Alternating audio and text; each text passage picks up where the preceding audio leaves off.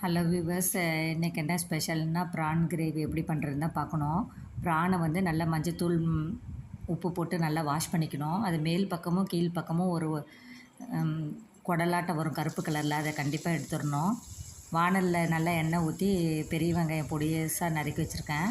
அதை நல்லா வணக்கிடுங்க, லைட் ப்ரௌனாக வர்ற வரைக்கும் நல்லா வேகட்டும். வெந்த பிறகு பார்த்திங்கன்னா இஞ்சி பூண்டு பேஸ்ட் 2 ஸ்பூன் போட்டுக்கோங்க.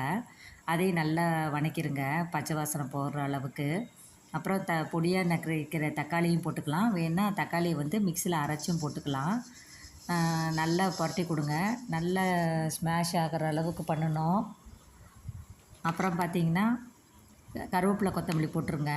போட்டுட்டு ப்ரானை வந்து அதில் நல்லா கழுவி வச்சுருக்கிறத ஒரு 4-5 தடவை கழுவி இருக்கிறத அதில் போட்டு அதில் நல்லா வணக்குங்க.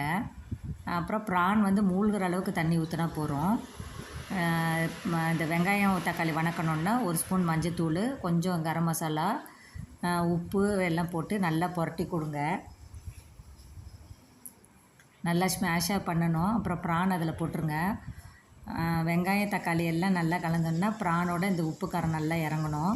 மூழ்கிற அளவுக்கு தண்ணி ஊற்றுனீங்கன்னா போதும், அதிகம் ஊற்றக்கூடாது. இல்லை ப்ரான் வந்து நல்லா விரைச்சிக்கணும். மூடி வச்சுருங்க.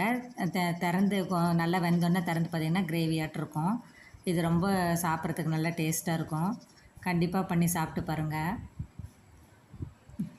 தேங்க்ஸ் ஃபார் வாட்சிங்.